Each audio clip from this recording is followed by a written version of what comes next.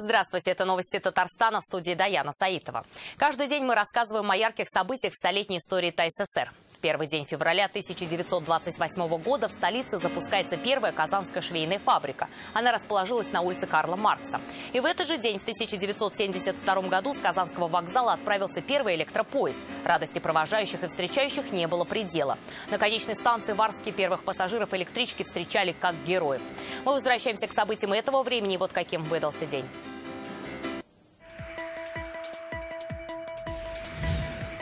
Татарстан в топе по количеству полуфиналистов конкурса «Лидеры России». И в этом году по числу полуфиналистов мы тоже на первом месте, но делим его с Республикой Татарстан.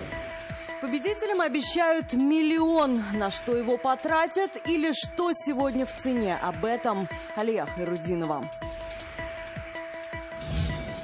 За проблему взялись сами. Работать по теме самообложения. Построят ли в Белобезводном новые очистные и снизятся ли тарифы на канализацию, узнавала Юлия Муратова. Одна дорога, 5 культур. Добрый день, гости дорогие. Погала не жена Маришия, Ялушки, Мари Кущесом, Бысмалтуза. Как в самом центре Татарстана бок о бок живет 5 разных народов, расскажет Лина Аргинатуллин.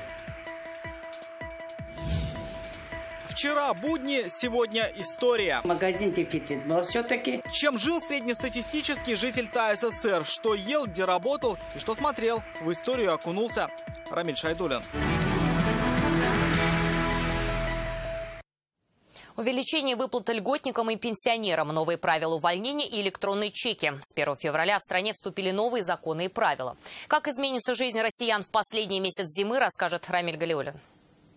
Выплаты льготникам увеличатся на 3%. Кроме того, возрастет стоимость набора социальных услуг. Единые денежные выплаты льготникам в феврале традиционно проиндексируют с учетом инфляции. Такие выплаты полагаются в том числе героям СССР и России, чернобыльцам, ветеранам Великой Отечественной и инвалидам. Увеличится ставка и по системе Платон. Теперь плата за проезд по федеральным трассам для большегрузов вырастет на 16 копеек, до 2 рублей 20 копеек за километр. Напомним, предыдущее повышение тарифа состоялось в июле прошлого года. С этого месяца вступают новые правила увольнения. Теперь в последний рабочий день бухгалтерия должна выдать сотруднику на руки сведения о трудовой деятельности по форме СТДР. В ней отображаются все данные о работе гражданина. Изменения связаны с переходом на электронные трудовые книжки. С 1 февраля владельцы торговых автоматов получат право не выдавать кассовый чек, если на дисплее отображается QR-код. Достаточно отсканировать информацию и получить чек в электронном виде. Таким образом можно сохранить право на жалобу или возврат товара. Также вступает в силу закон о штрафах за нарушение закона о СМИ и инагентах. Изменения предусматривают крупные, вплоть до 5 миллионов рублей, штрафы для тех, кто нарушит установленные правила работы. В конце февраля завершается третий этап амнистии капиталов, который начался летом прошлого года. Согласно закону о добровольном декларировании иностранных активов, граждане получают возможность сообщать о своих банковских счетах и вкладах, имуществе, долях участия в уставных капиталах отечественных и зарубежных компаний. Рамиль Галиуллин, ТНВ, Казань. В Татарстане будут развивать комплексное строительство. Это поможет увеличить объемы ввода жилья в республике. Об этом заявил сегодня Рустам Минниханов на республиканском совещании в Доме правительства. Президент подчеркнул, в комплексных застройках необходимо уделить внимание дорогам и социальным объектам. Для решения этих задач задействуют все резервы. Но нужно увеличить и объемы индивидуального жилья, отметил Рустам Минниханов. Индивидуальное жилье – это тоже большой потенциал. Надо будет нам посмотреть, как можно увеличить возможности индивидуального строительства. У нас достаточно много жилья пока не зарегистрировано по тем или иным причинам. Все жилье должно быть зарегистрировано. Построят ли в Белобезводном новые очистные и снизится ли тариф за канализацию? Ответы на эти вопросы уже несколько месяцев ищут жители Раифского поселения Зеленодольского района. Из-за новой схемы оплаты платежи за водоотведение доходят до 3000 рублей в месяц. Причина тому – вывоз отходов на спецавтомобили. Проблему накануне вечером обсудили на сходе граждан. Ждать ли изменений, узнавала Юлия Муратова.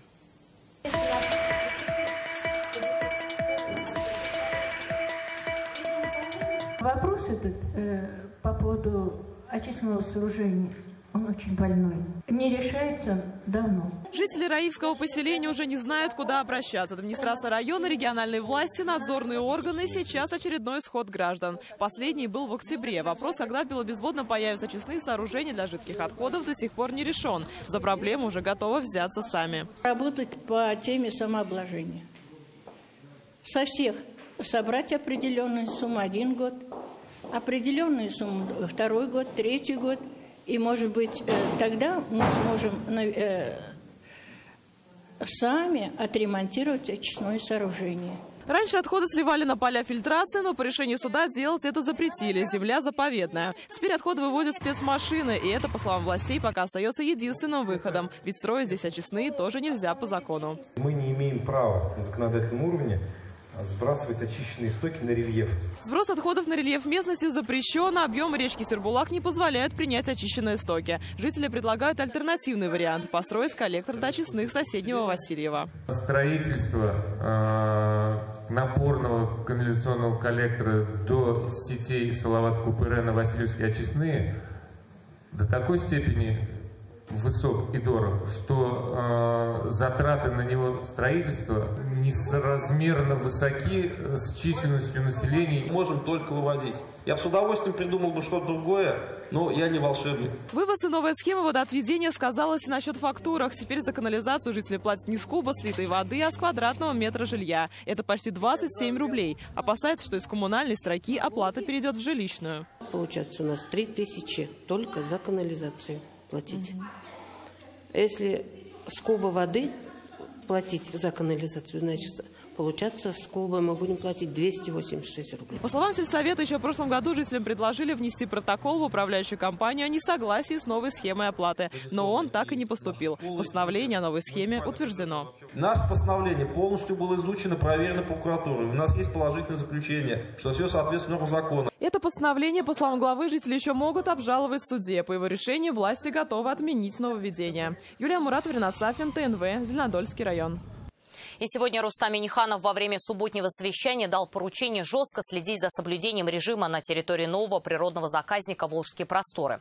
Мы начали большую работу. Желающих порыбачить на этом участке будет много. Поэтому всем природоохранным структурам, правоохранителям нужно жестко следить, чтобы никакой стройки там не было, сказал президент. Напомним, в начале недели мы рассказывали о создании заповедника. Его территория начинается от Зеленодольска, включает Займище, проходит мимо Казани и спускается вниз до поселка Тетеево. Здесь запрещена любая деятельность. Туристам нельзя разводить костры или вставать с палаткой, вести охоту и рыбалку. Русские, татары, марийцы, удмурты, представители свыше 173 национальностей проживают на территории Татарстана. А одним из самых мультикультурных считается Мамадышский район. Чтобы рассказать о народном колорите, там сегодня запустили этногастротур. Что в него входит, по туристическому маршруту отправился Ленар Геннатолин.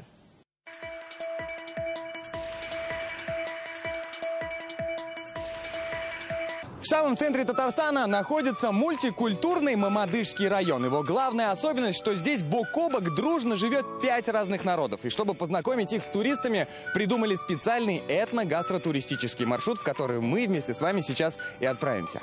Первая точка нашего маршрута – татарская деревня Нижняя Ашма. Она вся пропитана татарской культурой. Здесь начинали свой творческий путь известные писатели Зинур Мансуров и Шагинур Мустафин.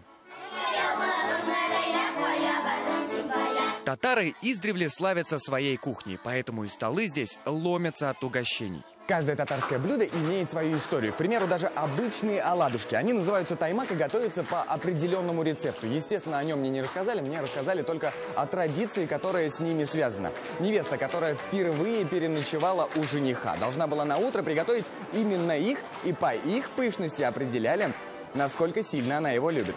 Да и само сватовство у татар – интересный обряд.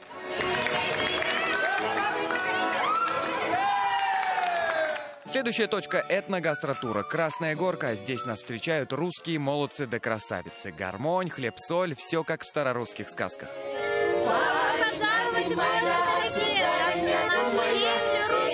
Чем славится русский народ в Мамадышском районе? Пожалуй, рукоделием. Это мы сами своими руками все делаем. И сколько времени уходит на такую работу? Ну, день, может, полдня. Смотри, какая работа. Ну и как же русские пляски без одного большого хоровода?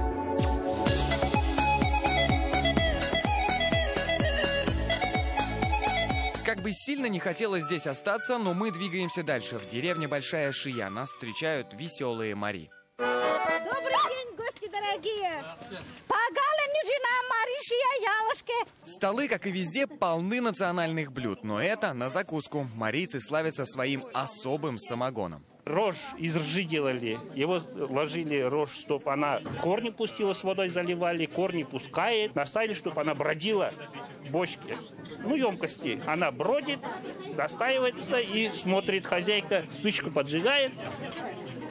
Если она тухнет, значит, еще не готова. Если горит, готово. Каждый узор на этом ярком платье вышивается вручную. Чем больше мелких деталей, тем счастливее его обладатель. Называется джака. Чем больше и богаче эта джака означало статус у женщины. Впереди еще 2 остановки. Кряшинское село Зюри и Удмуртское Пойкино. Но что там ожидает туристов, мы не будем рассказывать. Съездите сами. Ленар Гинатуллин, Марат Зайдуллин, ТНВ, Мамадышский район. Татарстан снова в лидерах. Из 335 участников полуфинала конкурса «Лидеры России» 42 из нашей республики. Очередной этап стартовал сегодня в Нижнем Новгороде. В течение 2 дней участники должны будут проявить лидерские качества, показать ей лучшие знания и умение принимать решения государственной важности. За кого держим кулачки в этом году? Алия Харудинова. Финал конкурса управленцев «Лидеры России» в Приволжском федеральном округе объявляется открытым. В столице Поволжья сегодня собрались те, кто хочет доказать. Они лидеры России. Без малого 42 тысячи заявок только от ПФО. Прошли 335 человек. И сейчас им предстоит пройти множество оценочных этапов. Это и мастер-классы, и деловые игры, и очные беседы. Наиболее эффективными руководителями становятся в первую очередь именно специалисты своего дела, профессионалы, которые постоянно работают над собой, совершенствуют свои навыки и укрепляют свои лидерские качества и расширяют управленческие компетенции. По количеству полуфиналистов Татарстан в числе лидеров. Наших 42 участника. Представляю себя, как, например, Рустам Нургалиевич в прошлом году провел, наверное, соответствующее совещание, поставил задачи.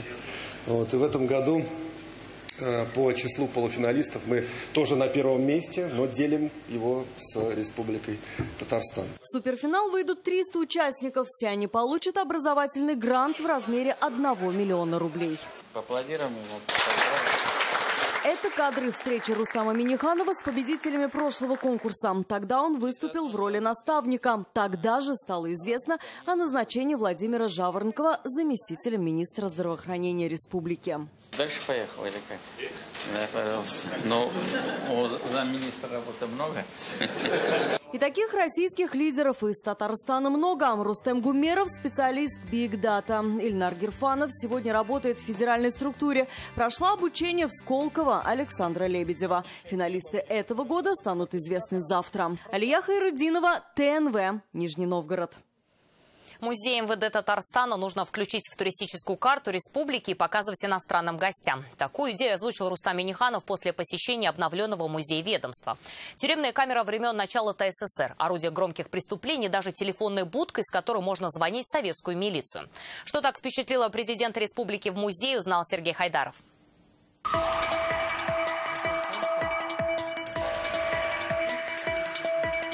Сами знаете, у нас не забалуешь. Так сказать, несем службу, но проходите. Вот так президента республики в обновленном музее МВД приветствуют квартальные, милицейские, постовые, словно перенося гостей на десятки, а то и 100 лет назад. Треть милиционеров Татарии отправилась на фронт, а вернулась. Точное количество неизвестно до сих пор.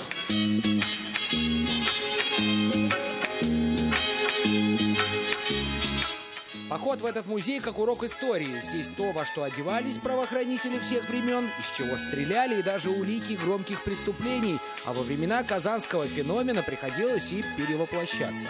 Переоделись в братков и под видом покупателей этого оружия туда приехали. В принципе, рисковали жизнью. Если бы их... разоблачили, да, то все. Все понятно, да. Ну, очень хорошо, хитро сыграли. Этот музей основали еще в 1976 году. Прогуливаясь среди экспозиций, Рустам Минниханов вспоминал, каким он был, и стал буквально за год. Теперь здесь 2 этажа, 4 просторных зала и сотни уникальных экспонатов и новых интерактивов. Некоторые экспонаты в этом музее поражают воображение и даже слегка пугают. Взять хотя бы этот. Именно так выглядела камера для заключенных в советские годы. Она очень маленькая, тесная. Здесь есть посуда, внутри даже хлеб, можно почитать газету. Ну а для большего эффекта звучат устрашающие звуки.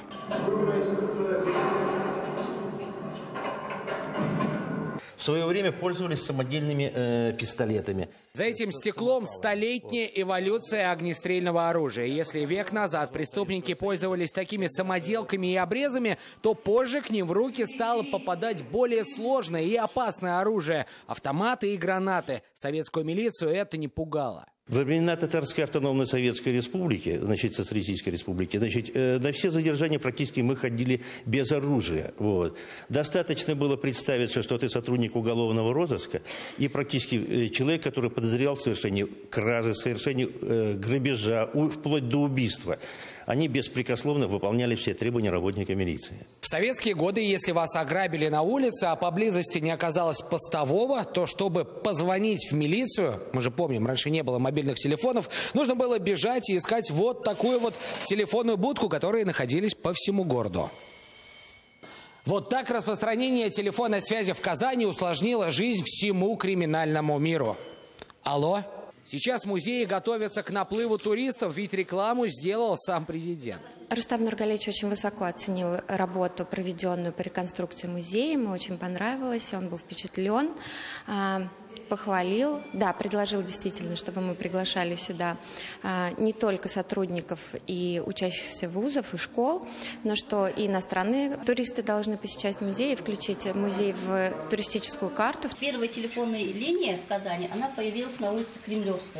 Обновленный культурный центр МВД уже популярен. Каждый день сюда приезжают школьники. Прекрасно. Я человек, который любит оружие. Мне прям вот это вот очень понравилось, да.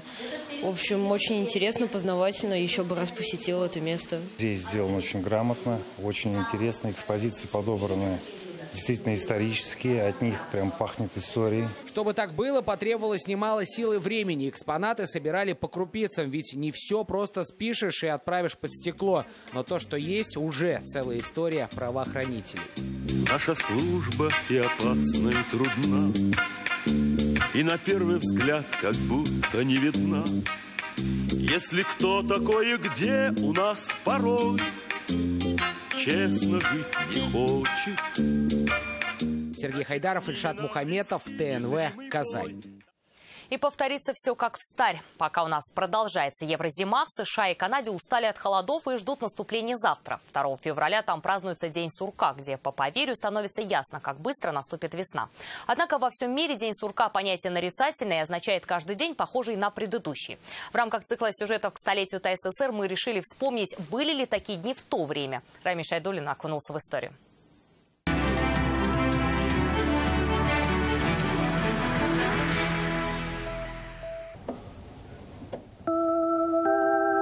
Утро не с кофе. 30 и даже 40 лет назад День советского человека начинался с небольшой, но очень нужной коробочки – радиоприемника. В 6 часов утра начинает говорить диктор казанского радио Казан-Теле.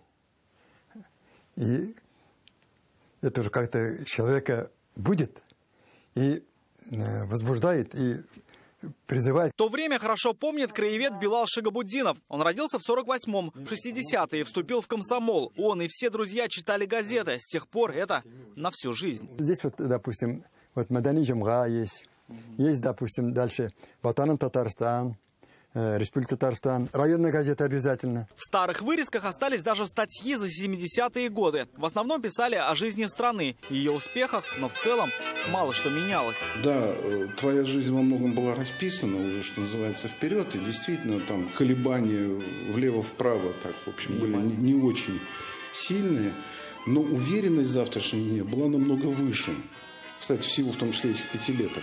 Это когда каждые 5 лет перед советским народом ставились новые задачи. Электрифицировать страну, например, или наладить промышленность. На сетки положили, потом на улице поставили окна. Только в это время не у всех были даже холодильники. Люция Салахова показывает, что было. Котомки просто вывешивали в форточку. Потом продукты размораживали и из них готовили. Непременным ритуалом советского человека был, конечно, завтрак. Здесь он набирался сил, по крайней мере, до обеда. Ведь есть было принято трижды в день, и поэтому пропускать прием пищи было нельзя. Чем питался среднестатистический советский гражданин в течение дня, и сегодня знают казанские диетологи. Меню довольно скромное и не менялось годами. Каша и бутерброд на завтрак, первое, второе, компот на обед, на ужин макароны, картофель, сало и квашеная капуста. Это вполне себе было хорошо. Лучше, чем современные суперфуды, по крайней мере. Вот. Но, учитывая современные реалии, все-таки мяса было бы больше, было бы лучше. Стандартный продуктовый набор советского человека, который могли предоставить магазины республики. Бутылка молока, булка хлеба, иногда яйца, по праздникам колбаса. На сдачу частенько давали спички. Хотя в столице Татарии нанесен первый пробный удар по унизительной форме торговли продовольственными товарами по талонам. Тогда же и без того скудное меню советского человека подверглось новому испытанию. Из-за дефицита продуктов была введена талонная система. Купить продукты могли уже не все и не везде. Люди имели возможность давать своим детям бесплатное образование. Причем оно было очень неплохое. Были и плюсы, и минусы. О чем-то писали в газетах, о чем-то шептались на кухнях, что-то показывали с голубых экранов. Добрый вечер, товарищи. Добрый вечер. Главная программа страны «Время». Ее смотрели на пузатых телевизорах КВН, ламповом Беларуси или уже транзисторной «Радуге». А важнейшим пунктом был театр. Для советского гражданина это не просто место, где показывали спектакли. В то время театр – это храм искусства, где росли нравственно. Воспитывать людей, порадовать людей.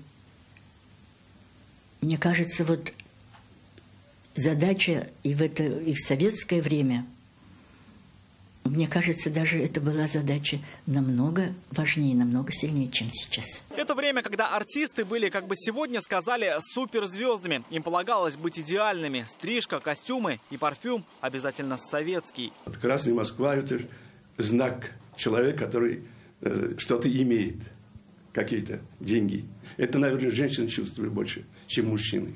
Она тройная одеколон, конечно, это мужчины чувствовали. Это вот тройная одеколон все использовали и на это, и на это. Вот та самая Красная Москва, которая была в каждом доме. В Казанском музее соцбыта сохранили флаконы той поры с тем самым запахом, который разносился по концертным залам и званым вечерам. Потому-то их и помнят многие люди советской эпохи, что позволить себе Красную Москву мог практически каждый. Цена 5 рублей 30 копеек.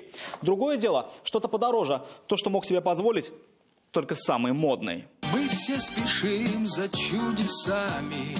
Время, когда многое казалось несбыточным и что сегодня уже кажется не совсем важным. Времена, когда все дни были похожи один на другой, но почему-то их вспоминают с тоской и любовью. Любовью к прошлому, без которого бы не было будущего.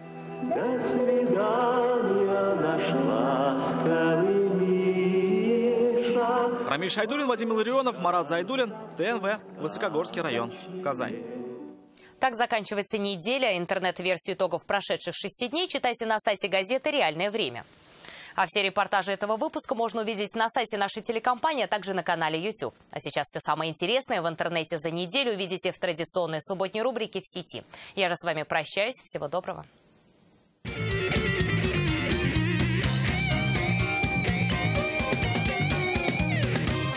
Всем привет! Очередная суббота, очередная рабочая неделя позади и очередная порция свежих новостей интернета уже готова ворваться на ваши телеэкраны. Ведь это рубрика «В сети». Начнем!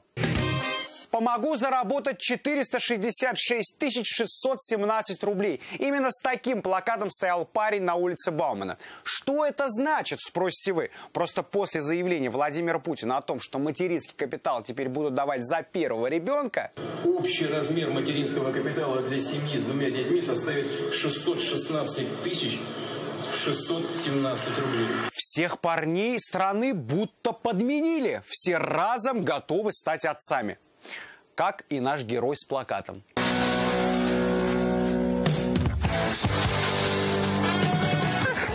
Делов всего.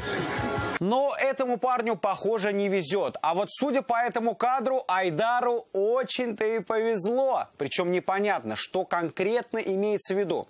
Но, уверен, Айдар уже распределяет деньги. Так что, если вы были не в курсе про материнский капитал, то вперед! Следующее видео уже целую неделю набирает обороты. На этих кадрах видно, как школьник воюет с своим портфелем.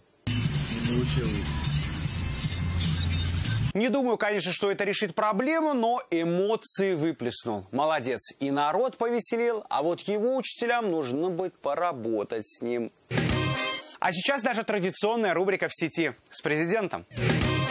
Неделя Рустама Минниханова началась с того, что его Инстаграм обсудили аж на Первом канале. На Инстаграм президента Республики Татарстан Рустама Минниханова, естественно. Да. И на телеведущую и модель Викторию Лопыреву. Да.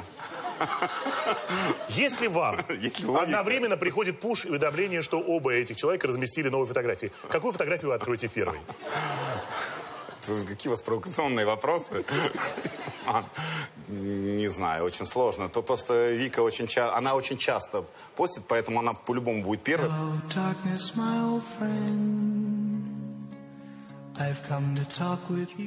Затем поздравил наших чемпионов Дакара. Конечно же, как истинный блогер, поучаствовал в мировом челлендже и поделился со всеми мультфильмом от учащихся школы «Дашка». Посмотрите, классно получилось.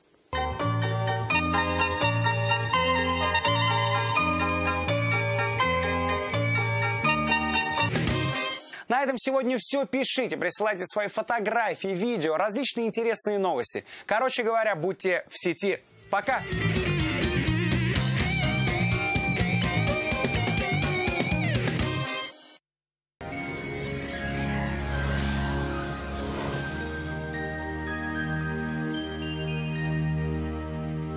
Здравствуйте! В студии София Егорова.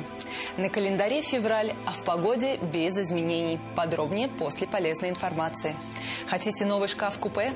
Качественно, в срок, да еще и со скидкой 20%.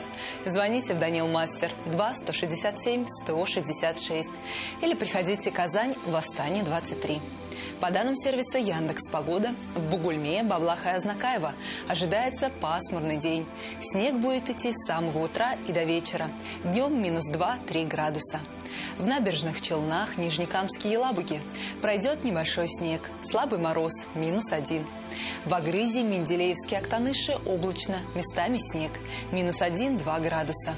В Арске, Кукмаре, Балтаси облачно, ожидается небольшой снег, слабый мороз, также минус 1. В Болгаре, Дрожжином, Буинске облачная погода сохранится, местами ожидается снег и 0 градусов. В Альметьевске, Чистополе и Мамадыше также довольно тепло, 0-2. Теплые воздушные массы продолжают поступать в Татарстан, и в последующие сутки в республике станет еще теплее, а снег усилится, местами возможна метель. В воскресенье в столице Татарстана будет пасмурно. Местами небольшой снег. В дневные часы около минус 2 градусов. Ветер южного направления, от умеренного до сильного. Атмосферное давление в пределах нормы 749 миллиметров ртутного столба. Влажность воздуха 94%. В магнитном поле Земли без значительных колебаний. На дорогах местами гололедица. На этом наш выпуск завершен. До свидания.